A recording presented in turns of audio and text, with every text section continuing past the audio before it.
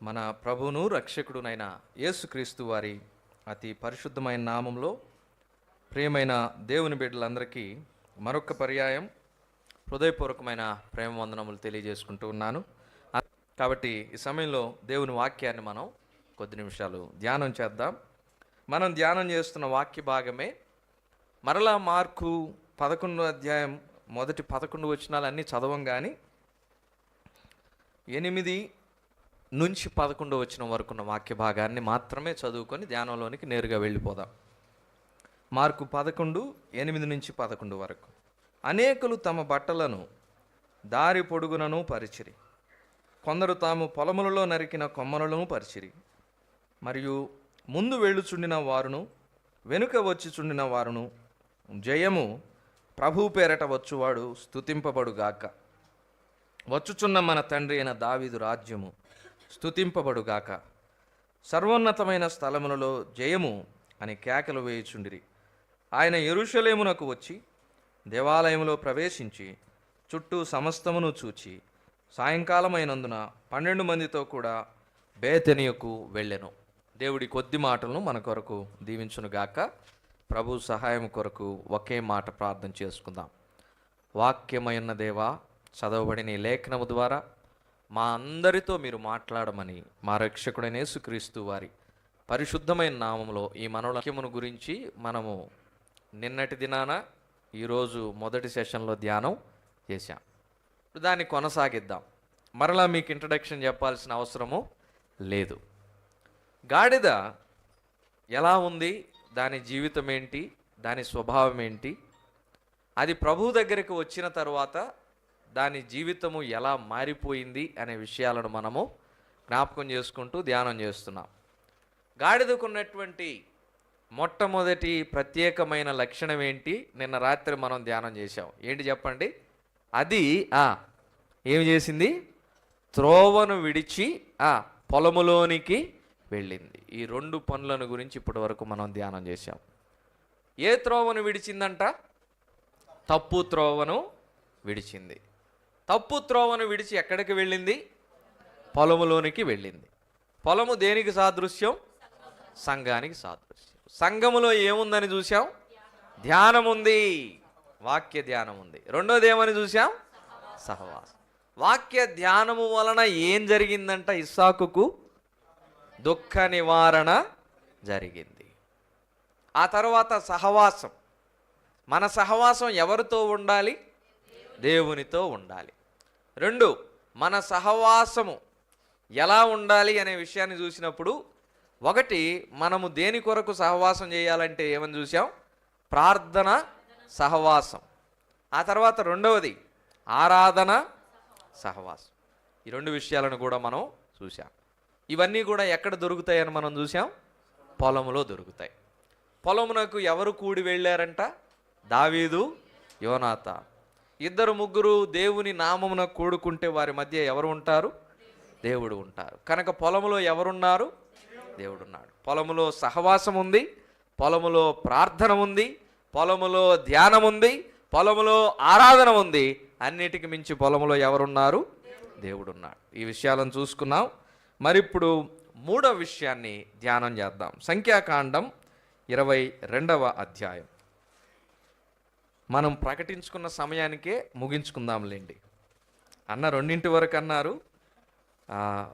1:45కే మనం ముగించుకునే ప్రయత్నం చేద్దాం. ఎందుకంటే I don't want to disturb your time table. మీరు సమయపాలనలో ఇంత ఖచ్చితంగా ఉన్నప్పుడు 1 నిమిషం అటు ఇటు చేయడానికి నేను ప్రయత్నం చేయకూడదు. కనుక 1:45కే ముగించుకునే ప్రయత్నం చేద్దాం. అప్పుడప్పుడు ప్రసంగికులు టైం విషయంలో మాట తప్పుతుంటారు. మీరు అది కూడా మనసులో పెట్టుకోవాలి. 1:45కి అన్నాడని చెప్పి పాపం కొంతమంది ఊపిరి పీల్చుకొని ఉంటారు. 2 దాకా పెద్దలు అవకాశం ఇచ్చారు, నాకు అధికారం కూడా ఉంది, అవకాశం ఇచ్చారు కాబట్టి. కనుక 45 అయినా 2 అయినా కొంచెం ఓపిక పట్టండి. సంఖ్యాకాండం 22వ అధ్యాయం. సంఖ్యాకాండం 22వ అధ్యాయం 28 నుంచి కొన్ని వచనాలను నేను చదువుతాను, చూడండి. అప్పుడు యెహోవా ఆ గాడిదకు వాక్కునిచ్చెను గనుక అది, నీవు నన్ను ముమ్మారు కొట్టితివి, నేను నిన్నేమి చేసితినని బిలాముతో అనగా, బిలాము, నీవు నా మీద తిరగబడితివి, నా చేత ఖడ్గమున్న ఎడల నిన్ను చంపియుందునని గాడిదతో అనెను. అందుకు గాడిద, నేను నీ దాననైనది మొదలుకొని నేటి వరకు నీవు ఎక్కుచూ వచ్చిన నీ గాడిదను కానా? నేనెప్పుడైనా నీకిట్లు చేయుట కద్దా అని బిలాముతో అనగా అతడు లేదనెను. అంతలో యెహోవా బిలాము కన్నులు తెరిచెను గనుక దూసిన ఖడ్గము చేతబట్టుకొని త్రోవలో నిలిచి ఉన్న యెహోవా దూతను అతడు చూచి తల వంచి సాష్టాంగ నమస్కారం చేయగా, యెహోవా దూత, ఈ ముమ్మారు నీ గాడిదను నీ వేల కొట్టితివి, ఇదిగో నా ఎదుట నీ నడత విపరీతమైనది గనుక నేను నీకు విరోధినై బయలుదేరి వచ్చి తిని. ఆ గాడిద నన్ను చూచి ఈ ముమ్మారు నా ఎదుట నుండి తొలగెను, అది నా ఎదుట నుండి తొలగని ఎడల నిశ్చయముగా నేనిప్పుడే నిన్ను చంపి దాని ప్రాణమును రక్షించి ఉందునని అతనితో చెప్పాను. దేవుడి కొద్ది మాటలు మరలా మన కొరకు దీవించునుగాక. ఎందుకంటే గాడిదను గూర్చి ధ్యానం చేస్తూ ఉన్నప్పుడు దేవుడు ఒక అపవిత్రమైన, అందవికారమైన, కన్న కఠోరమైన స్వరము కలిగిన జీవిని ఎంతటి ఉన్నత స్థానములో ఉంచాడు అనే ఆలోచన వచ్చినప్పుడల్లా ప్రభువుని స్తుతిస్తూనే ఉన్నాను.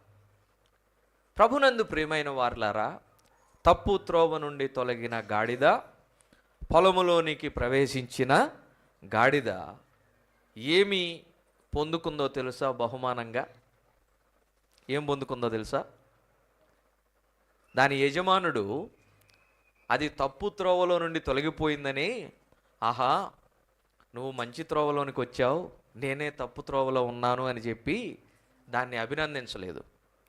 తప్పు త్రోవలో నుండి తొలగిపోయి నాకు దూరంగా నువ్వు పారిపోలేదు, నీ ఇష్ట ప్రకారం నీవు జీవించలేదు, అరణ్యంలోనికి పరిగెత్తుకొని పోలేదు అని చెప్పి దాన్ని అభినందించలేదు. ఆహా బుద్ధి తొలగిపోయినటువంటి నన్ను, దేవుని మార్గంలో నుండి తొలగిపోయిన నన్ను, దేవుని దూతను చూడలేక కనులకు పొరలు కమ్ముకొని ఉన్నటువంటి నన్ను నువ్వు సరిచేయడానికి మాట్లాడావని చెప్పి గాడిదను అభినందించలేదు. గాడిదను ఏం చేశాడు దాని యజమానుడు? చెప్పాలా ఏం చేశాడు? చెప్పాలి ఏం చేశాడు? కొట్టాడు. ఎన్నిసార్లు కొట్టాడు? ఎన్నిసార్లు? ముమ్మారంటే ఎన్నిసార్లు చెప్పండి? 3 సార్లు. దాని యజమానుడు తప్పు త్రోవ నుండి తొలగిన దానికి, పొలములోనికి వెళ్ళిన దానికి, తనకు బుద్ధి నేర్పించిన దానికి అభినందించలేదు, కానీ 3 సార్లు ఏం చేశాడంట? కొట్టాడు. ప్రభునందు ప్రియమైన వారలారా, మన జీవితంలో కూడా ఒక్కొక్కసారి ఇలాంటి అనుభవాలు వస్తూ ఉంటాయి కదండి. మంచిగా మన పని మనం చేసుకుంటూ వెళుతూ ఉంటే తప్పు త్రోవలో నుండి తొలగిపోతే అప్పటి వరకు మనతో స్నేహితులుగా ఉన్నవారు ఏం చేస్తారు? మనల్ని ఎడం పెట్టడం చేస్తారు, మన గురించి చెడుగా మాట్లాడటం చేస్తారు. అబో ఈయన భక్తుడైపోయాడు, ఈమె భక్తురాలైపోయింది, ఎప్పుడూ లేనటువంటి భక్తి ఈమె చేస్తూ ఉంది, ఈమె గురించి మనకు తెలియదా, ఈమె చరిత్ర మనకు తెలియదా, ఈమె కుటుంబం గురించి మనకు తెలియదా, వీరు ఎలాంటి వారో మనకు తెలియదా అని చెప్పి అప్పటి వరకు ప్రేమించిన వారే, స్నేహంగా ఉన్నవారే ఏం చేయడం ప్రారంభిస్తారు? మనల్ని ద్వేషించడం ప్రారంభిస్తారు, తృణీకరించడం ప్రారంభిస్తారు. ఎంతమంది యేసు ప్రభువుని నమ్ముకున్న తర్వాత తృణీకారానికి గురయ్యారండి? యేసు ప్రభువుని నమ్ముకోకముందు ఎంతోమంది మనుషులు చుట్టూ ఉండి యేసు ప్రభువుని నమ్ముకున్న తర్వాత ఒంటరిని చేసిన దాఖలాలు ఎంతమందికి లేవు? ఎంతోమంది ఉన్నారు అలాగా కదా. తప్పు త్రోవను విడిచి నువ్వు మంచి మార్గంలోనికి వస్తే జనాలు నిన్ను అభినందిస్తారనుకోవడం పొరపాటే, కానీ అనేక మంది నిన్ను ఏం చేస్తారు? ఖచ్చితంగా వెక్కిరిస్తారు, గేలి చేస్తారు, హేళన చేస్తారు, తృణీకరిస్తారు, అవసరమైతే కొడతారు కూడా. అర్థమవుతుంది నేను చెప్పేది? మంచి మార్గము నుండి తప్పు త్రోవలోకి వస్తే చాలామంది నిన్ను స్వాగతం పలుకుతారు, రాయ్యా రా, రామ్మా రా అని చెప్పి పలుకుతారు. కానీ తప్పు త్రోవ నుండి తొలగి నువ్వు మంచి త్రోవలోనికి వస్తే లోకము నీకు విరోధం అయిపోతుంది, నిన్ను స్నేహించినటువంటి వారు నీకు విరోధులైపోతారు. నువ్వు మంచి మార్గంలోనికి వచ్చావని నిన్ను అభినందించేవారు కరువైపోయి, నిన్ను వెక్కిరించేవారు, ద్వేషించేవారు, అవసరమైతే కొట్టేవారు కొందరు ఉంటారు. అలాగే ఒక గాడిద కొట్టబడింది. మనం చదువుకున్న సంఖ్యాకాండం 22వ అధ్యాయంలో బిలాము గాడిద కొట్టబడినట్లుగా ఎన్నిసార్లు కొట్టబడింది చెప్పాలి, ఎన్నిసార్లు? ఇదే మాట జ్ఞాపకం పెట్టుకోండి.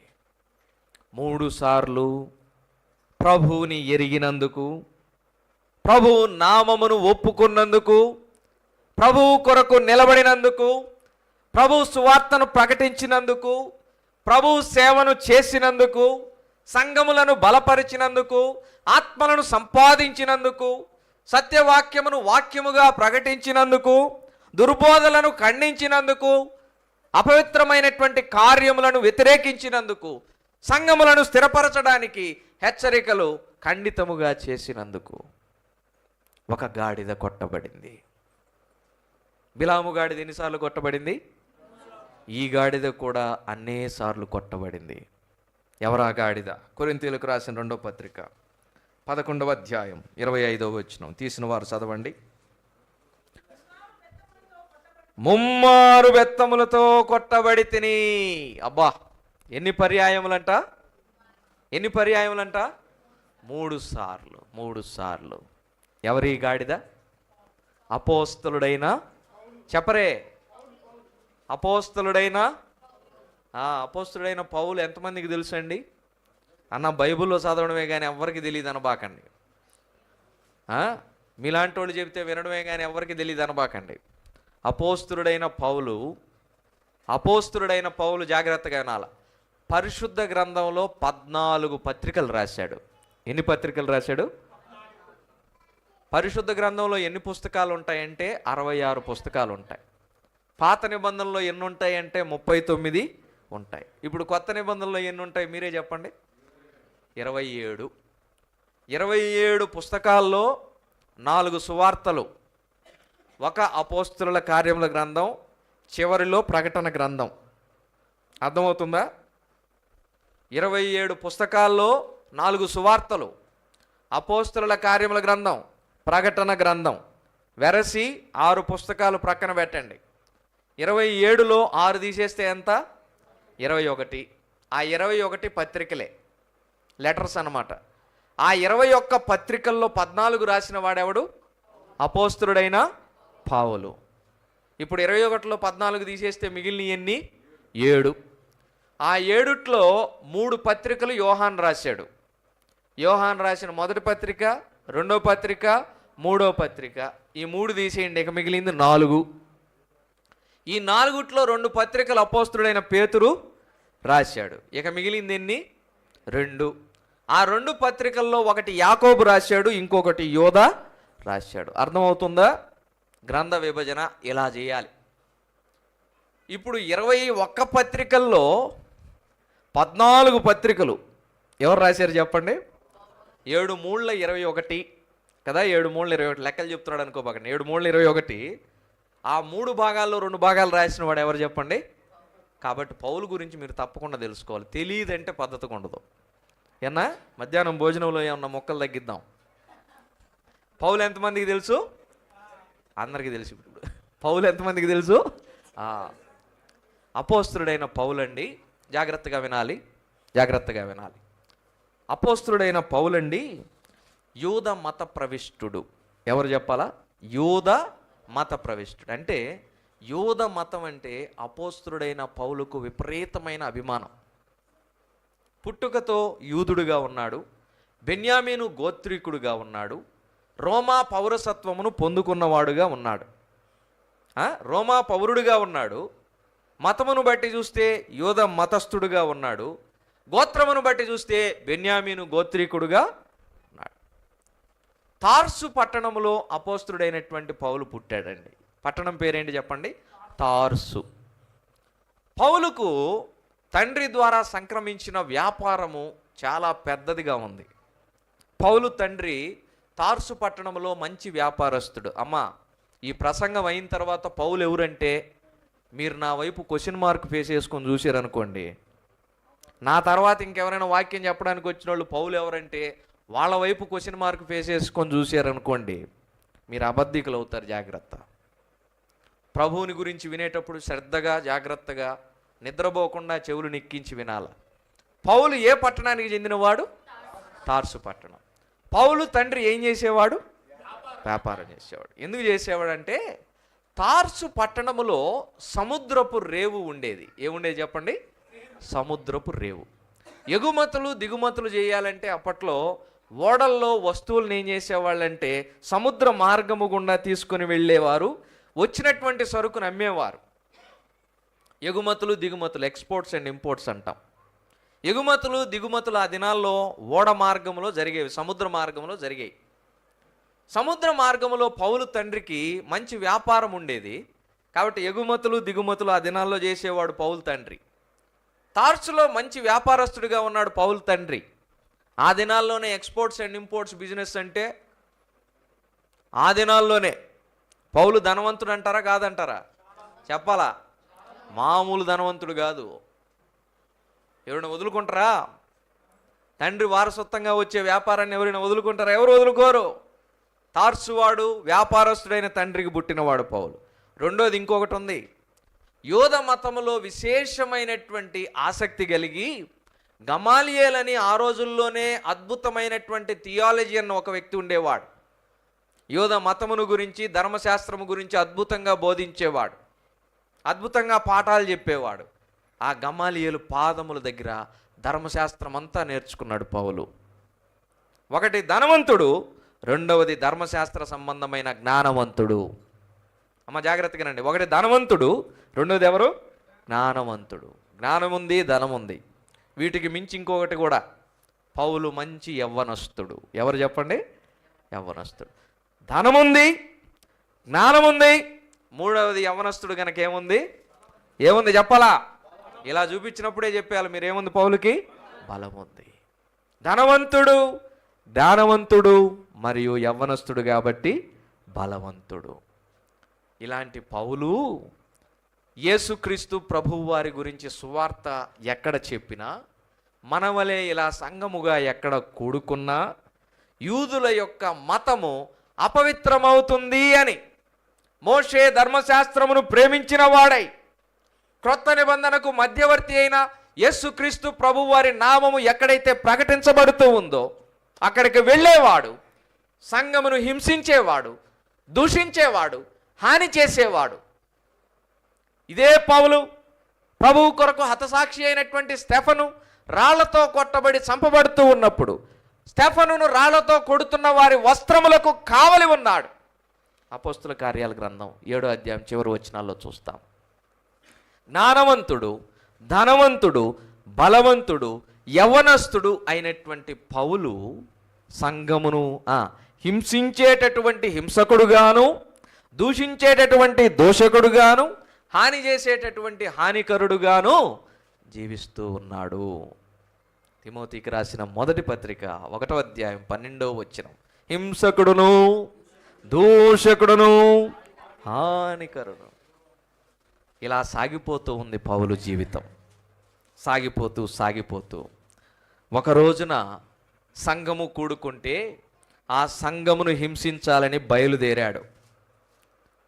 ఆ స్థలము సిరియా దేశం, ఆ పట్టణము దమస్కు పట్టణం, ఆ వీధి పేరు తిన్ననిది కానటువంటి వీధి. అప్పటికి ఇంకా ప్రవేశించలేదులేండి తిన్నని వీధిలోనికి. సిరియా దేశములో దమస్కు పట్టణములో సంఘమును హింసించడానికి బయలుదేరాడు. అపోస్తుల కార్యాలు 9వ అధ్యాయం చదివితే ఈ చరిత్ర అంతా మీకు కళ్ళ ముందు కనబడుతూ ఉంటుంది. బయలుదేరాడు సంఘమును హింసించడానికి. చేరుకున్నాడు సిరియా దేశం, చేరుకున్నాడు దమస్కు పట్టణం. హానికరుడు, హింసకుడు, దోషకుడైనటువంటి అపోస్తులుడైన పౌలు దమస్కు పట్టణంలో సంఘమును హింసించడానికి బయలుదేరాడు. వెళుతూ ఉన్నాడు సంఘమును హింసించడానికి. మార్గములో వెళుతూ ఉన్నాడు. అనుకోకుండా సడన్గా అతని మీద ఒక వెలుగు కమ్ముకుంది. దారి మధ్యలో ప్రయాణిస్తున్నటువంటి పౌలుతో కూడా ఉన్నటువంటి సహాయకారులైనటువంటి సేవకులు అందరూ సంఘమును హింసించడానికి వెళుతూ ఉంటే దారి మధ్యలో ఒకానొక రోజున అతని మీద ఏమొచ్చి పడింది చెప్పండి? వెలుగొచ్చి పడింది. ఆ వెలుగు దెబ్బకి పౌలు కళ్ళకు పొరలు కమ్ముకున్నాయి. పౌలుకి ఏమీ కనిపించలా. పౌలు తాత్కాలికంగా గ్రుడ్డివాడైపోయాడు. తన సేవకులు తన చేతులను పట్టుకొని తీసుకొని వెళ్ళే పరిస్థితి వచ్చింది పౌలుకి. కళ్ళు బైర్లు గమ్మిపోయాయి. కళ్ళకు పొరలు ఏర్పడ్డాయి, గుడ్డితనం అలుముకుంది, ఏమీ చూడలేకపోయాడు. భూప్రపంచంలో మీరు ప్రత్యక్షంగా నరకాన్ని చూడాలంటే ఒక 2 గంటలండి మీ కళ్ళు మూసేసుకొని, కళ్ళకు గంతలు కట్టేసుకొని, మీరు రోజు తిరిగేటటువంటి ఇంటిలో మీరు రోజు చేసే పనులు ఒక్కసారి చేయడానికి ప్రయత్నం చేయండి. అర్థమవుతుంది నేను చెప్పేది? ఒక 2 గంటలు మీ కళ్ళకు గంతలు కట్టేసుకోండి. చీకటి తప్పిస్తే ఏమీ కనబడకూడదు మీ కళ్ళకి. మీరు రోజు తిరుగుతుంటారు కదా, నిద్ర లేచిన దగ్గర నుంచి ఇంట్లోనే, నేను బయట వీధిలోకి వెళ్ళమని చెప్పట్ల, మీ ఇంట్లోనే మీకు అలవాటైన బెడ్రూమ్లు, వంట రూమ్లు, హాలు, మీకు అలవాటైనటువంటి ఇంట్లోనే ఒక 2 గంటలు మీ పనులు మీరు చేసుకోవడానికి ప్రయత్నం చేయండి. గుడ్డివాడికి తెలిసింది ఒకటే రంగు. ఏ రంగు చెప్పండి? నలుపు రంగు.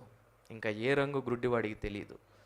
తనను కనిన తల్లిదండ్రులను అతడు చూడలేడు, తనతో మాట్లాడేటటువంటి తోబుట్టువులను అతడు చూడలేడు, ఈ సుందరమైన దేవుని సృష్టిని అతడు చూడలేడు, చివరికి తన రూపమును తానే అద్దంలో చూసుకోలేడు. అంత భయంకరమైనది గుడ్డితనం. అపోస్తలుడైన పౌలు యూద మత ఆసక్తి కలిగిన వాడై అంతవరకు ఆత్మీయ జీవితంలో ఎలాగున్నాడో తెలుసా? తన మనోనేత్రములకు గుడ్డితనము కలిగిన వాడుగా ఉన్నాడు. అదే స్థితిలో దేవుని దూతను చూడలేక బిలాము కూడా ఉన్నాడు. గాడిద మాత్రం దేవునిని చూసి, అమ్మా అయ్యా వినండి, సంఘమును హింసించడానికి బయలుదేరాడు. దారిలో వెలుగు కమ్ముకుంది, వెలుగు ప్రకాశించింది. పౌలు కళ్ళకేమొచ్చేసింది చెప్పండి? గుడ్డితనం. ఈ రోజుల్లో చాలామంది ఇంకా అలాగే ఉంటున్నారు. దేవుని వాక్యం ప్రకటించబడుతూ ఉన్నా కూడా ప్రభువును ఆశ్రయించని వారు, పాపమును వీడని వారు, రక్షణ పొందని వారు, మారు మనస్సు పొందని వారు, బాప్తిస్మము పొందని వారు, క్రైస్తవులను వ్యతిరేకించేవారు, సంఘమును హింసించేవారు నేటికి నానాటికి పెరుగుతూనే పోతూ ఉన్నారు. ఇంకా ప్రభువుని తెలుసుకోలేని పరిస్థితుల్లో ఉన్నారు. పౌలు అదే పరిస్థితిలో దమస్కులో ఉన్నాడు. కళ్ళకు పొరలు, గుడ్డితనం. సేవకులు చేతులు పట్టుకొని తీసుకొని వెళ్ళారు.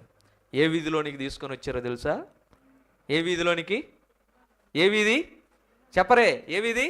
తిన్ననిది అనబడిన వీధి. తిన్ననిది అనగా స్ట్రైట్, సీదా అంటాం హిందీలో. కన్నడలో ఏమంటారన్నా? స్ట్రైట్ మార్గాన్ని ఏమంటారన్నా? నేరుగానే దాన్ని ఏమంటారు? నెత్తిగా మార్గం అన్నమాట. స్ట్రైట్, తిన్ననిది అనబడిన వీధిలోనికి వచ్చాడు పౌలు. అప్పటి వరకు తన జీవితము ఎలాగుంది చెప్పండి? ఎలా ఉంది? ఇప్పుడు తిన్ననిది అనబడినటువంటి మార్గంలోనికి వచ్చాడు. గాడిద దేవుని దూతను చూసినప్పుడు ఏం చేసింది? త్రోవ నుండి తొలగిపోయింది. ఎక్కడి నుంచి ఎక్కడికి వచ్చింది? పొలములోనికి, సత్యమున్న పొలములోనికి, వాక్యమున్న పొలములోనికి, ప్రభువున్న పొలములో, మార్గము సత్యము జీవమై ఉన్న పొలములోనికి వచ్చింది. అప్పటి వరకు పౌలు జీవితం అదే నిజమైన భక్తి అనుకుంటున్నాడు. యూద మతమే నిజమైన మతం అనుకుంటున్నాడు. అందులోనే రక్షణ, ధర్మశాస్త్రమే ముఖ్యం అనుకుంటున్నాడు. ప్రభువుని గురించి తెలుసుకున్న తర్వాత ఏమైపోయాడో తెలుసా? తిన్నని వీధిలోనికి వచ్చేసాడు. ఇప్పుడు తన దారి నేరుగా స్ట్రైట్గా మారిపోయింది. తిన్ననిది అనబడినటువంటి వీధిలోనికి పౌలు వచ్చాడు. పౌలు ఎవరింట్లో చేర్చబడ్డాడు? ఎవరని చెప్తారా? Very good, very good. చూడండి, అననీయానో కాదో మీకే తెలుస్తుంది. అపోస్తల కార్యాల గ్రంథం 9వ అధ్యాయం 10వ వచనంలో ఎవరిని పిలిచాడమ్మా ప్రభు? అననీయ అని పిలిచాడు. పౌలు ఎవరింటికి వచ్చాడు? 11వ వచనం చదవండి ఎవరైనా.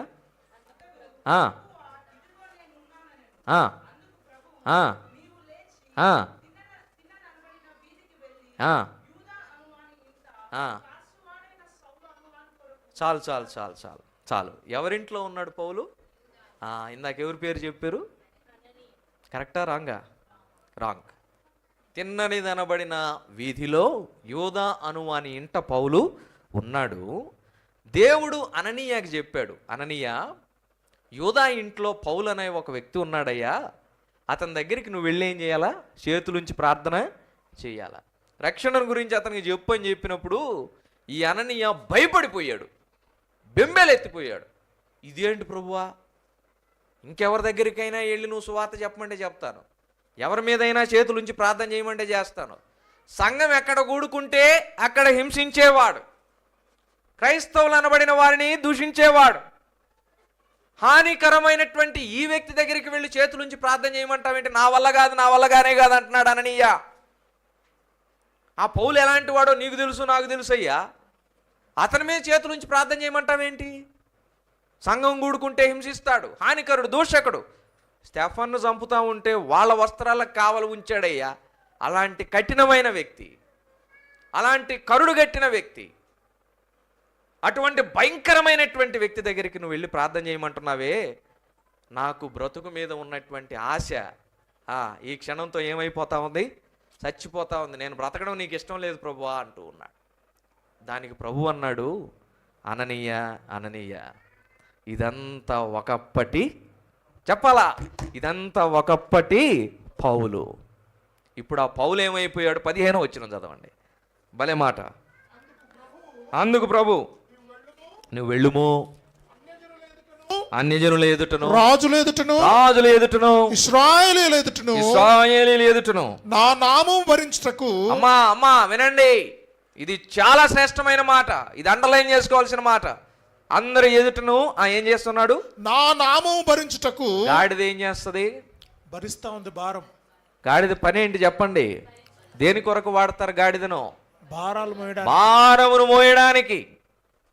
పౌలు 2 కొరింథీ 11:25లో ఆ ప్రభు భారమును మోసిన దానికి ఏం చేయబడ్డాడు? ముమ్మారు కొట్టబడ్డాడు. బిలాము గాడిద ఏమైంది?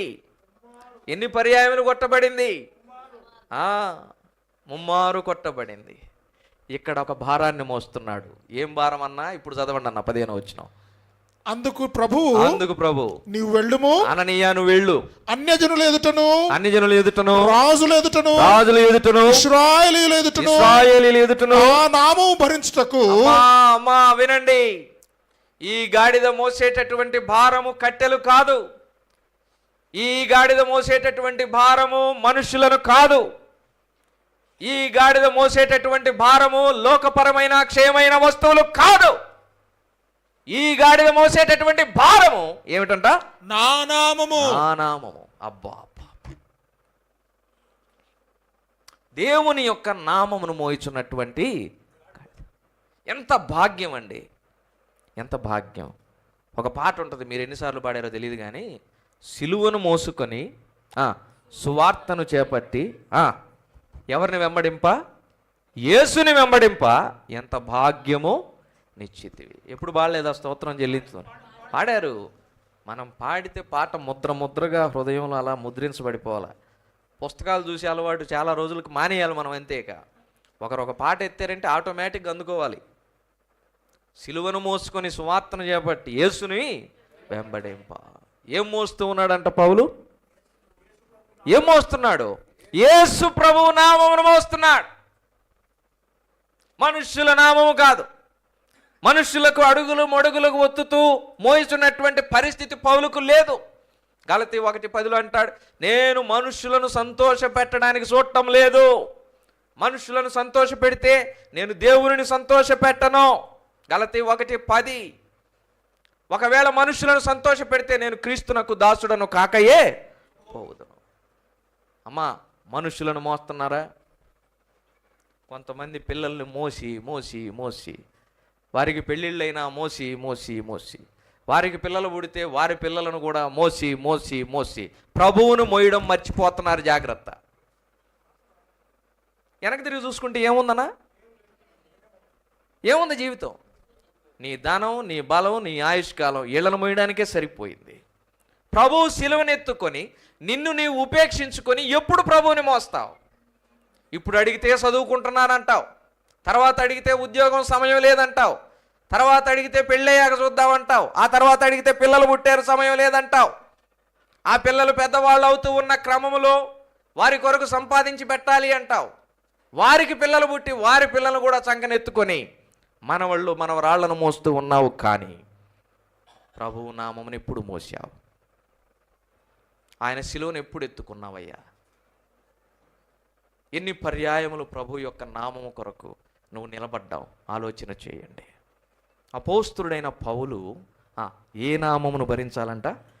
యేసు ప్రభు నామం. ఆ నామం గురించి కొన్ని మాటలు చూసుకుందాం. ఫిలిప్పీ పత్రిక 2వ అధ్యాయం 8వ వచనం తర్వాత 11వ వచనం చదవండి. ఫిలిప్పీ 2 మరియు కనబడి ఆ, ఆ, ఆ, ఆ, ఆ, 9 కూడా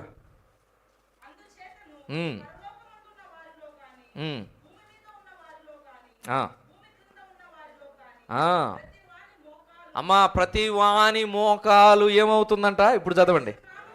యేసు నామమున, ఈ నామమును మోస్తే ఆ నామము ఎదుట ఏమవుతుంది చెప్పండి? ప్రధానమంత్రి కాదు, ముఖ్యమంత్రి కాదు, ఆర్థిక మంత్రి కాదు, దేశ అధ్యక్షులు కాదు, ఉన్నతమైన అధికారులు కాదు, ప్రతి మోకాలు వచ్చి ఎక్కడ వంగాల? ఇప్పుడు 11వ వచనం చదవండి.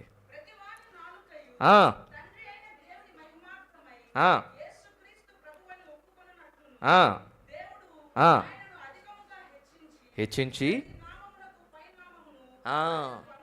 నెంబర్ 2 ప్రతి మోకాలు వచ్చి ఆ నామం ఎదుట వంగాలి. 11వ వచనంలో చెప్తున్నాడు, ఆ నామము అన్ని నామముల కంటే ఏమై ఉందంట? పైనామము. నువ్వు నేను మోసేది ఈ లోకపు మనుష్యుల నామం కాదండి. కొంతమంది పేర్లకు ముందు పదవులంటే చాలా ఇష్టపడతారు, బిరుదులంటే చాలా ఇష్టపడతారు, పేరు చివర్ల డిగ్రీలంటే చాలా ఇష్టపడతారు. వాటిని మాత్రం చాలా గొప్పగా భారమైన మోస్తూ ఉంటారు. కానీ ప్రభువు యొక్క నామమును మోయడానికి చాలామందికి అవమానం. ప్రభువు నామమును మోసుకుంటూ వీధిలో ఒక పత్రిక ఇవ్వాలంటే అవమానం. ప్రభువు నామమును మోసుకుంటూ యేసు ప్రభువుని నమ్ముకోండి అని చెప్పడానికి ఎక్కడ లేని సిగ్గు, ఎక్కడ లేని అవమానం. యేసు ప్రభువుని నమ్ముకున్న తర్వాత ఈ వస్త్రధారణ మార్చుకొని వాక్యానుసారమైనటువంటి వస్త్రధారణతో పద్ధతిగా ఉంటే ఎవరేమనుకుంటారో అని చెప్పి చాలా ఇబ్బంది కదండి. ఆ నామము కొరకు, ఆ నామము కొరకు, అది అన్ని నామముల కంటే నువ్వు పైనామము. ఆ నామం ఎదుట ఏం వంగుతాయంట? ప్రతి మోకాలు వంగుతాయి. ఇప్పుడు ఆ నామమును కొంతమంది భరించారు. అపోస్తుల కార్యాలు 4వ అధ్యాయం, అపోస్తుల కార్యాలు 5వ అధ్యాయం 41 వచ్చిన ఒక మాట చదవండి. ఆ నామము కొరకు అవమానము పొందుటకు పాత్రులని ఎంచబడినందున ఏం చేస్తున్నారు వాళ్ళు? అబ్బా, వాళ్ళు సంతోషించడానికి ఏమన్నా అవకాశం ఉందా? ఏమన్నా అవకాశం ఉందా వాళ్ళు సంతోషించడానికి? ఏం చేయబడ్డారు వాళ్ళు? అవమానం పొందారు. అంతకంటే ముందు ఇంకొక పని చేయబడ్డారు. ఎవరైనా చదువుతారా? 36 చదవండి అన్న.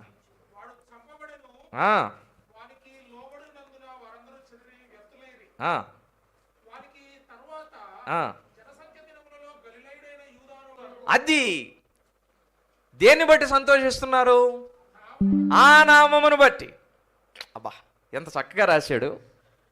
పేతురు యోహాన్లారా, శృంగారం అనబడిన దేవాలయం, యెరూషలేము దేవాలయంలో పుట్టుకుంటివాడు భిక్షం అడుక్కుంటూ ఉంటే, మా దగ్గర వెండి బంగారం లేవు, నజరేయుడైన యేసునామములో నువ్వు లేచి నడువమని చెబితే వాడి కాళ్ళు వచ్చి పరిగెత్తుకుంటూ తిరుగుతూ ఉంటే, వాడి వయసు 40 పైచిలుకు సంవత్సరాలు అయి ఉంటే, అలాంటి వాడికి యేసునామములో కాళ్ళు ఇస్తారా?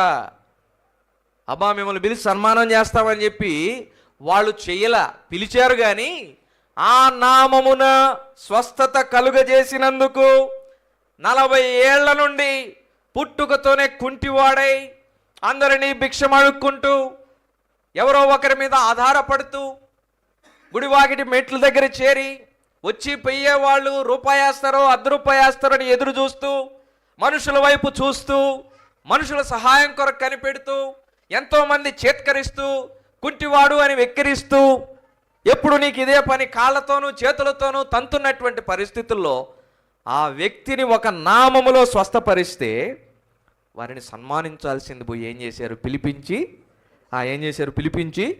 కొట్టారు. పేతురు యోహానుల దగ్గర ఏమి లేవండి? చెప్పాలి, ఏమి లేవు? వెండి బంగారం. ఒక సేవకుడు అన్నాడంట, అన్నా, ఈ యెరూషలేము దేవాలయం వెండి బంగారంతో అద్భుతంగా కట్టాడు కదా సొలొమోను, ఆ వెండి బంగారంలో ఈ పుట్టుకుంటూ వాడికి స్వస్థతనివ్వలేకపోతే ఈ వెండి బంగారాలు ఏం చేసుకోనన్నా అన్నాడట. సామెతలు 11:4 కూడా దేవుని వాక్యం అదే చెప్తుంది. ఉగ్రత నుండి మన ఆస్తి కాపాడలేదంతే. ఉగ్రత దినమందు నీ ఆస్తి అక్కరకు రాదు, నీతి మరణము నుండి రక్షించను. ఆ నామములో నీతి ఉంది, అది నీతి కలిగిన నామం. ఏ నామం అది? నీతి కలిగిన. అమ్మా వినండి, ఆ నామము ఎదుట ప్రతి మోకాలు, అది అన్ని నామముల కంటే పైనామం. ఆ నామము కొరకు పేతురు యోహానులు అవమానము పొందుకుంటున్నారు. అందరి మధ్యలో మనల్ని ఎవరైనా ఒకసారి కొడితే ఎట్లుంటుందండి? మనకి ఎట్లుంటుంది? ఎంత అవమానకరంగా ఉంటుంది. రోడ్లో ఉన్నప్పుడు ఒక వ్యక్తి సడన్గా వచ్చి మనల్ని కొట్టారనుకోండి, మనకు ఎంత అవమానంగా ఉంటుంది. దూషించారనుకోండి, బూత్ మాటలు మాట్లాడారనుకోండి, మనకు ఎంత అవమానంగా ఉంటుంది. మనం ఎంతగా కుమిలిపోతాం. ఇంటికి వెళ్ళిన తర్వాత రోజులు, వారాలు, గంటలు, నెలల తరబడి తండ్రి ఒక మాట అంటే ఓర్చుకోలేము, తల్లి ఒక మాట అంటే, తోబుట్టువులు ఒక మాట అంటే, అలాంటిది కొడితే ఇంకెంత అవమానం కలిగి ఉంటుంది. వారు కుమిలిపోలేదు, ఏడవలేదు. 41 వచనం ఏం చేశారన్నా? ఆ నామము కొరకు అవమానం పొందుటకు పాత్రలు అని. ఎంచబడిన వారు సంతోషించుచు వెళ్ళి మహాసభను ఎదుటి వెళ్ళిపోయారు. సంతోషించుచు వెళ్ళిపోయారు. ఇప్పుడు పౌలు దేన్ని మోస్తున్నాడు? మీరే చెప్పాలా. ఏం మోస్తున్నాడు? యేసునామమును మోస్తున్నాడు. యేసు నామములో అవమానము కలిగిన ఏముంది చెప్పండి? సంతోషం ఉంది. అపోస్తుల కార్యాలు 3వ అధ్యాయములో 40 ఏళ్ల నుంచి పుట్టుకుంటివాడైన వ్యక్తికి యేసు నామములో ఏం కలిగింది చెప్పండి? స్వస్థత. ఇక లేనిది ఏంది చెప్పండి? యేసు నామములో. నువ్వు వెండి బంగారములు లేనటువంటి బీదవాడవు కావచ్చు, కనీసం నువ్వు ఉండడానికి సొంత ఇల్లు లేకపోవచ్చు, కట్టుకోవడానికి మంచి వస్త్రాలు లేకపోవచ్చు, తినడానికి ఆహారం లేకపోవచ్చు. నువ్వు యేసు నామమును కలిగి ఉన్నావంటే నువ్వెవరో చెప్పండి? ఈ లోకములో ఉన్న ఎంతోమంది ధనవంతులైనా వాస్తవానికి దరిద్రులైన వారి కంటే నీవు అత్యధిక ధనవంతుడవే కదండి. 2 కొరింథీ 8:9 అంటాడు, ఆయన మనలను ధనవంతులుగా చేయుటకై మన నిమిత్తం ఏమయ్యాడు? దారిద్ర్యతను అనుభవించాడు. అమ్మా, పౌలు దేవుని నామమును మోస్తున్నాడు. మరి నువ్వేం మోస్తున్నావు? అయ్యా, ఈ మధ్యాహ్న కాల సమయంలో ఏం మోస్తున్నావు? బైబిల్ బ్యాగ్ మోసుకుంటూ వచ్చానన్నా చాలా బరువుగా ఉందంటావా? ఒక సేవకుడు నాతో చెప్పిన మాట జ్ఞాపకం చేస్తాను. నువ్వు బైబిల్ను మోస్తే బైబిల్ నిన్ను మోస్తుంది అన్నాడు. అది చాలా శ్రేష్టమైన మాట, నా జీవితంలో మర్చిపోలేను. నువ్వు బైబిల్ మోస్తే బైబిల్ ఏం చేస్తుంది? ఈరోజు ఇక్కడికి వచ్చామంటే దేన్ని మోయటం వలన చెప్పాలా? దేన్ని మోయటం వలన? మా డిగ్రీలను బట్టి కాదు, చదువులను బట్టి కాదు, ఉద్యోగాలను బట్టి కాదు, జీతాలని బట్టి కాదు. దేన్ని మోస్తే ఈ రోజున మేము మోయబడుతున్నాం? మా కొరకు ఒక ప్రత్యేకమైన బల్ల వేశారు, భోజనాలు వడ్డించారు, ఏం తింటామో కనుక్కొని మరీ ఏర్పాట్లు చేస్తున్నారు. ఇంటికి వెళితే ఆతిథ్యం, వాహనాల్లో తీసుకొని వెళుతున్నారు. మమ్మల్ని మోయడానికి ఏం అవసరం అండి? మీకు ఏం అవసరం? మేము ఏం మోస్తుంటే మీరు మమ్మల్ని మోస్తున్నారు? ఇది గనక మేము మొయ్యకపోతే ఏం చేస్తారు? మోయుచున్న పల్లకిలో నుంచి ఏం చేస్తారు? విసిరి కింద కొడతారు. దేవుని నామమును మొయ్యండి. దేవుని నామమును మోస్తే ఘనత, దేవుని నామమును మోస్తే గౌరవం, దేవుని నామమును మోస్తే ఆధిక్యత, దేవుని నామమును మోస్తే ఆశీర్వాదం, దేవుని నామమును మోస్తే దీవెన. పౌలు అప్పటి వరకు యూదుల మత గ్రంథమును మోసాడు, యూదుల మతాసక్తిని మోసాడు, తనకు తెలిసిందే నిజమైన భక్తి అనుకున్నాడు. దమస్కు మార్గములో ప్రభువుని తెలుసుకున్న తర్వాత అప్పటి నుంచి ఏం మోయడం ప్రారంభించాడు? ప్రభు నామం మోయండమ్మా. పాపభారం మోస్తున్నావా? ప్రభు అంటున్నాడు, ప్రయాసపడి మోసుకొనుచున్న సమస్త జనులారా నా యొద్దకు రండి, నేను మీకు విశ్రాంతిని. అమ్మా వినండి, ప్రభు దగ్గరికి వస్తే పాప భారమును తీసివేసి ఏం కలుగు చేస్తానన్నాడు? విశ్రాంతిని కలుగు చేస్తాడు. దాని తర్వాత ఇంకొక మాట అన్నాడు, నేను సాత్వికుడను దీన మనస్సు గలవాడను గనుక మీ మీద ఏం ఎత్తుకోమన్నాడు? ఇదేంది ప్రభువా, పాప భారంతో వస్తే భారం తీసేసి విశ్రాంతిని ఇస్తానన్నావు, ఆ విశ్రాంతినిచ్చి వెంటనే పాప భారం స్థానంలో మరలా నీ కాడినేస్తున్నావు, ఈ భారమును మేము ఎక్కడ పొయ్యాలి అనగానే ప్రభు అంటున్నాడు, నా కాడి సులువుగాను నా భారము తేలికగాను అంటున్నావు. ఆయన నామము సులువుగాను తేలికగాను, ఆ కాడి సులువుగాను తేలికగాను. ఇంకా పాప భారం మోస్తున్నావా ప్రియమైన సహోదరుడా సహోదరి? ఇంకా పాప భారమును మోయొచ్చున్నావా? ప్రభు దగ్గరికి రా. అమ్మా అయ్యా, మోసింది చాలు. ప్రభు నీ పక్షాన సిలువను మోసాడు, కలువరి సిలువలో మరణించాడు. గాడిద ఎన్ని పర్యాయములు కొట్టబడిందండి? 3. పౌలు ఎన్ని పర్యాయములు బెత్తములతో కొట్టబడ్డాడు? 3 పర్యాయములు. కానీ మన ప్రభువు లెక్కలేనన్ని పర్యాయములు రోమన్ సైనికుల చేత, యూదుల చేత విపరీతంగా కొట్టబడ్డాడు. కొంతమంది రోమన్ సైనికులు వచ్చినండి, ఇలా అరచేతిని ఇలా పెట్టి ఆయన చెంపల మీద చాచి పెట్టి కొట్టారు. ఆయన ముఖంతో పాటు వాసిపోయింది. సిలువ మోసుకుంటూ ప్రభువు వీధుల్లో వెళుతూ ఉంటే సిలువను మోయిచున్నటువంటి ప్రభువును కనికరము కూడా లేకుండా వచ్చి కాళ్ళతోటి చేతులతోటి విపరీతంగా ఈడ్చి కొట్టారండి. గాడిద 3 పర్యాయములే కొట్టబడింది. మన ప్రభు మన కొరకు అసంఖ్యాకంగా కొట్టబడ్డారు. ఒక చిన్న వాస్తవ సంఘటన చెప్పి ముగిస్తాను. ప్రభు సిలువ మరణము గురించి ఎంతమందికి తెలుసు? అందరికీ తెలుసా? తెలిసిన వాళ్ళు ఒకసారి చేతులు ఎత్తండి. ప్రభు సిలువ మరణం అది ఎంత భయంకరంగా జరిగింది అనేది ఎంతమందికి తెలుసు? తెలుసు కదా, ఓకే. అది చాలా భయంకరమైన మరణం. అది ఎంత భయంకరంగా ఉంటుందో మేము ప్రత్యక్షంగా చూసాం. ఇటీవల ఈ నెల 7-8 తారీఖుల్లో భద్రాచలం ప్రాంతానికి వాక్య పరిచర్యకి ప్రత్యేక కూడికలు ఉంటే వెళ్ళామండి. అక్కడ సేవకులు ఆయన ఇంట్లోకి తీసుకుని వెళ్ళారు. ఆయన 58 రోజుల పాటు ఇజ్రాయెల్ దేశంలో వాక్య పరిశోధన చేశారు. ఆయన PhD చేస్తున్నారు థియాలజీలో. ఆయనకు ఒక బహుమానం ఇచ్చారు అక్కడ ఉన్నటువంటి వారు. ఆ బహుమానం ఆయన ఇంట్లోకి అడుగు పెట్టగానే ఆ వరండాలో కబోర్డ్లో ఉంది. తీసుకొని చూసాం. అదేంటంటే ముళ్ళు ఉన్నటువంటి ముళ్ళ కిరీటం. మేము అనుకున్నాం ఇదేదో ఒక నమూనా అయి ఉంటుంది, ఇలాంటి ముళ్ళ కిరీటం ఒకటి చేసి ఆయన గిఫ్ట్గా ఇచ్చారు అనుకున్నాం. కాదంట, యేసు ప్రభు తలలో ముళ్ళ కిరీటమును గుచ్చారు కదా, ఆ ముళ్ళ కిరీటము ఏ చెట్టు నుంచి అయితే చేయబడిందో అదే చెట్టు నుంచి తీసినటువంటి ముళ్ళ కిరీటం అంటే ఇది. ఫోటోలు కూడా తీసుకొని ఉన్నాను, ప్రభు చిత్తం అయితే చూపిస్తా, జయకుమార్ అని మీకు చూపిస్తాడు. ఆ ముళ్ళ కిరీటమును చేతుల్లోకి తీసుకున్న తర్వాత ఆ ముళ్ళు ఎంత పొడుగు ఉన్నాయంటే దాదాపు ఎంత పొడుగు ఉందండి ఒక్కొక్క ముళ్ళు. దాని మీద ఊరికనే అట్లా గుచ్చి చూసి అంతే. అసలు ఎంత కూసిగా ఉంది. ఆయన చెప్తున్నాడు, ఆ సేవకులు పాస్టర్ గారు, ఆ ముళ్ళకు విషం ఉంటుందంట. దే ఆర్ పాయిజనస్ అన్నాడు ఆయన. అవి పాయిజనస్ థాన్స్ అండి, అవి దానికి కొంత విషయం ఉంటుంది, అవి గుచ్చుకుంటే చాలా ప్రమాదం అని చెప్పాడు. అలాంటి ముళ్ళ కిరీటం తీసుకుని వచ్చి ఎక్కడ గుచ్చారో తెలుసా? మన ప్రభువుకు తల మీద గుచ్చారు. హెల్మెట్లు పెట్టుకోమని దేనికి చెప్తారండి? దెబ్బ నీ ఒంట్లో ఏ భాగానికి తగిలినా విరిగిపోయే ప్రమాదం ఉంది. చేతులు ఇరగతాయి, కాళ్ళు ఇరగతాయి, ఏమైనా జరగచ్చు. కానీ తలకి ఏమైనా దెబ్బ తగిలితే ఏమైపోద్ది? ప్రాణమే పోద్ది. అలాంటి సున్నితమైన తలలో ఏం చేశారు? ముళ్ళ కిరీటమును తీసుకొని వచ్చి గుచ్చారు. అమ్మా, నీ కొరకు నా కొరకు ప్రభువు కొట్టబడ్డాడు. మరి ప్రభు నామము కొరకు నువ్వేం చేస్తున్నావు? ముగిస్తున్నాను. ప్రభు నామం కొరకు నువ్వేం చేస్తున్నావు? ఏం మోస్తున్నావు అసలు ప్రభు నామం కొరకు? ఏం మోస్తున్నావు?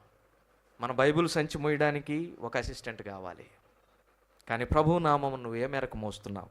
ఎన్ని పర్యాయములు ప్రభు కొరకు నువ్వు ప్రయాసపడ్డావు? ఎన్ని పర్యాయములు ప్రభు సువార్తను ప్రకటించావు? ప్రభు ప్రేమతో పిలుస్తున్నాడు, మానక పిలుస్తున్నాడు. నీ హృదయాన్ని అర్పించావా? ఈసారి కాదు ప్రభు, మరలా చూస్తానంటున్నావా? ఆ గాడిద ఏమి చేసిందండి? పొలములోనికి వచ్చింది, యజమానుడి చేత 3 సార్లు కొట్టబడింది.